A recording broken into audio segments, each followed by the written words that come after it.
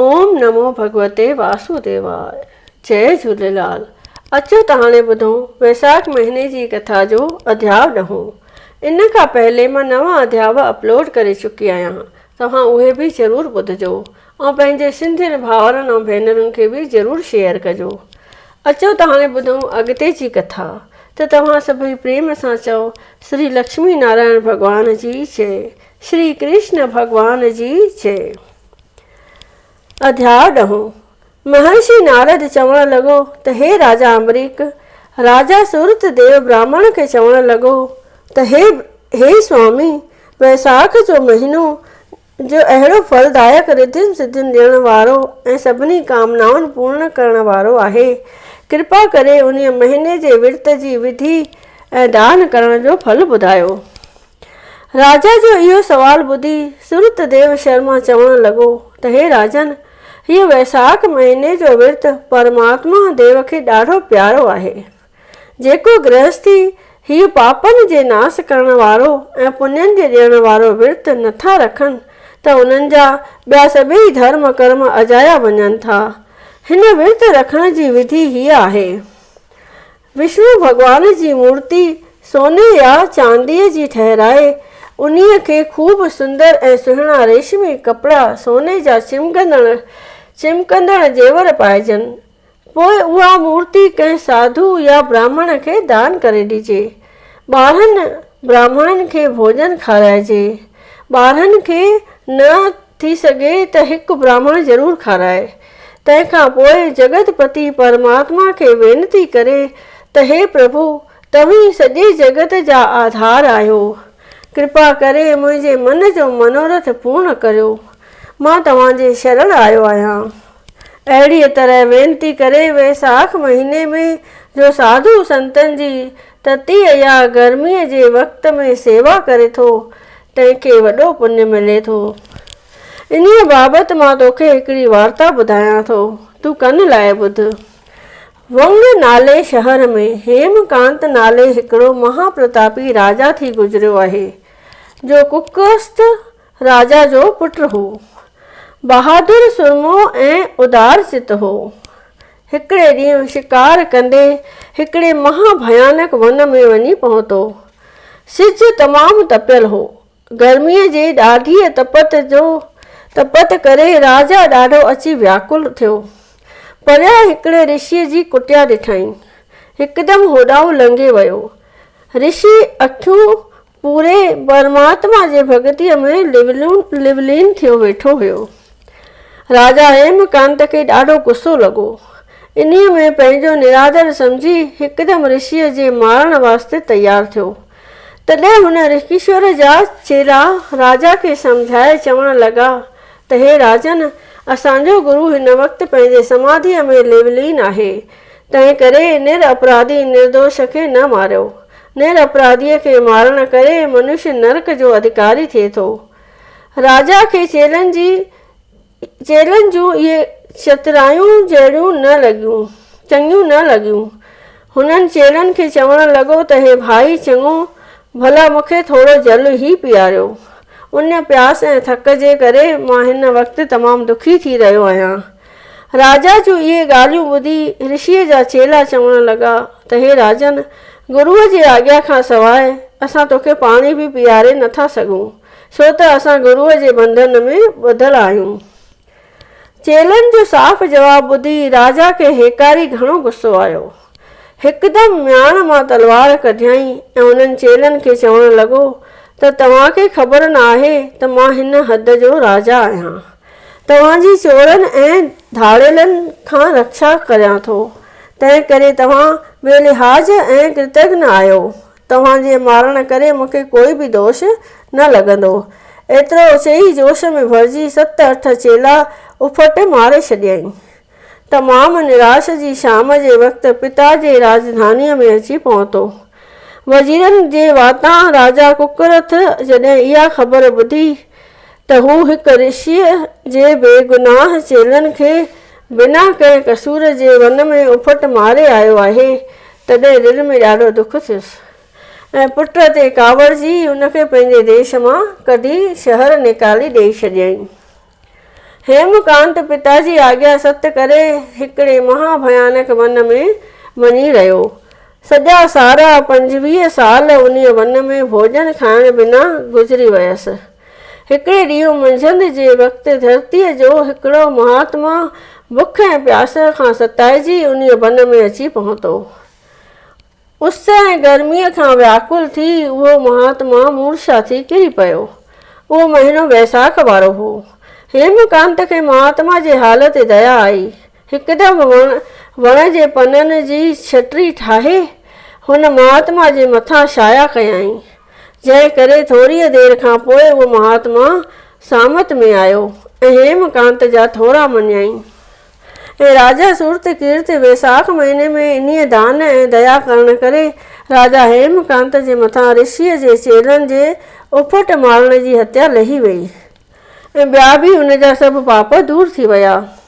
तॾहिं हू पंहिंजे मन में ख़्यालु करणु लॻो त मुंहिंजो अहिड़ो कहिड़ो पुण्य अची जाॻियो आहे जो मां सभिनी दुखनि खां आजो थियो आहियां। हू इन्हनि ई ख़्यालनि में मोह हो त एतिरे में महाभयानक शिकल वारा 3 जम जा दूत हुनखे वठण लाइ आया, जिन खे ॾिसी हू थर-थर कंबण लॻो। तॾहिं पंहिंजनि कयलनि पापनि ते पछताइण लॻो। वैसाख वारे महीने में जो हिन हिकिड़े महात्मा जे मथां पननि जे छटरीअ जी छाया करे उनखे थधो जल पीआरियो हो, उन पुण्य जे प्रताप करे उनखे हरि नाम जो नालो यादि आयो। सची सिक ऐं श्रद्धा सां भॻवान जो नालो जपियई। तॾहिं परमात्मा खे हुन जे हाल ते रहम आयो ऐं भगत जी सची भक्ति ॾिसी पंहिंजनि पार्षदनि खे हुकुम ॾिनई त तव्हां हिनखे जम जे दूतनि खां बचायो ऐं संदसि पिता जे राजधानीअ में वठी वञो। मुंहिंजे पारां राजा कुकस्थ खे वञी सम्झायो त हे राजा, जेतोणीकि तुंहिंजे पुट पाप जा कर्म घणा कया आहिनि, पर वैसाख वारे महीने में हिन हिकिड़े महात्मा जे मथां छटरीअ जी छाया करे उनखे थधो जल पीआरे हुन जी आसीस खटी आहे। तंहिं करे हाणे इहो मुंहिंजो भगत आहे। हाणे हिन जा सभई पाप नाश थी विया आहिनि। तुंहिंजो पुटु वॾनि भागनि वारो आहे, तंहिं करे हाणे हिनखे तूं पंहिंजो राज जो अधिकारी कर। भॻवान जे पार्षदनि इहा सारी ॻाल्हि वञी राजा कुकस्थ खे करे ॿुधाई। भॻवान जो अहिड़ो हुकुम ॿुधी राजा पार्षदनि जी विधि अनुसार पूजा कई ऐं पंहिंजे पुट हेमकांत खे राजगद्दीअ ते विहारे पाण पंहिंजे धर्म पत्नीअ खे पाण सां वठी वन में वञी तपस्या कयई। राजा हेमकांत ॾाढे भभिके सां राज कयो। मरण खां पोइ विष्णु लोक में वञी वासो कयई। सूरतदेव शर्मा चवण लॻो त हे राजा, जेको वैसाख महीने में धर्म पुण्य करे थो सो सभिनी पापनि खां छुटी उत्तम गति पाए थो ऐं वरी जनम मरण जे 84 में नथो अचे। दुनिया अथी त दान कर, सॼण छॾे ॾे शून्य, मृग तृष्णा जे जल मूं असुर न लहंदे उञ। माया मूर्ति ॼाण तूं, ऋणपण में जीअं रुञ, जागन पूर्ण पुण्य तूं, मानुष देह मिली वञे। श्री वैसाख महीने जो महात्म। महर्षि नारद ऐं अम्बरीक संवाद नाले 10हों अध्याय संपूर्ण थियो। सभई प्रेम सां चओ श्री विष्णु भगवान की जय, श्री लक्ष्मी नारायण भगवान जी जय, श्री कृष्ण भगवान जी जय। जय जगदीश हरे स्वामी, जय जगदीश हरे। भक्त जनों के संकट, दास जनों के संकट क्षण में दूर करे। ओम जय जगदीश हरे। जो ध्यावे फल पावे, दुख बिन से मन का स्वामी, दुख बिन से मन का। सुख संपत्ति घर आवे, सुख संपत्ति घर आवे, कष्ट मिटे तन का। ओम जय जगदीश हरे। माता पिता तुम मेरे, शरण गऊँ मैं किसकी स्वामी, शरण गऊँ मैं किसकी। तुम बिन और न दूजा प्रभु, बिन और न दूजा, आस करूँ मैं जिसकी। ओम जय जगदीश हरे। तुम पूरन परमात्मा, तुम अंतर्यामी स्वामी, तुम अंतर्यामी। पार ब्रह्म परमेश्वर, पार ब्रह्म परमेश्वर तुम सबके स्वामी। ओम जय जगदीश हरे। तुम करुणा के सागर तुम पालन करता स्वामी तुम पालन करता। मैं मूर्ख कलकामी मैं सेवक तुम स्वामी कृपा करो भरता। ओम जय जगदीश हरे। तुम हो एक अगोचर सबके प्राणपति स्वामी सबके प्राणपति। किस विध मिलूं दया में किस विध मिलूं दया में तुमको मैं कुमति। ओम जय जगदीश हरे। दीन बंधु दुख हरता तुम ठाकुर मेरे स्वामी तुम रक्षक मेरे। अपने हाथ उठाओ अपने शरण बिठाओ द्वार पड़ा तेरे। ओम जय जगदीश हरे। विषय विकार मिटाओ पाप हरो देवा स्वामी पाप हरो देवा। श्रद्धा भक्ति बढ़ाओ प्रेमा भक्ति बढ़ाओ संतन की सेवा। ओम जय जगदीश हरे। तन मन धन और संपत्ति सब कुछ है तेरा स्वामी सब कुछ है तेरा। तेरा तुझको अर्पण क्या लागे मेरा। ओम जय जगदीश हरे। जगदीश्वर जी की आरती जो कोई नर गावे स्वामी आरती जो गावे। कहत शिवानंद स्वामी कहत शिवानंद स्वामी मन वांछित फल पावे। घर लक्ष्मी आए सब दुख मिट जाए। ओम जय जगदीश हरे।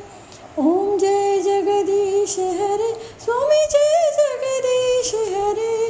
भक्त जनों के संकट दास जनों के संकट क्षण में दूर करे। ओम जय जगदीश हरे। बोलिए विष्णु भगवान की जय।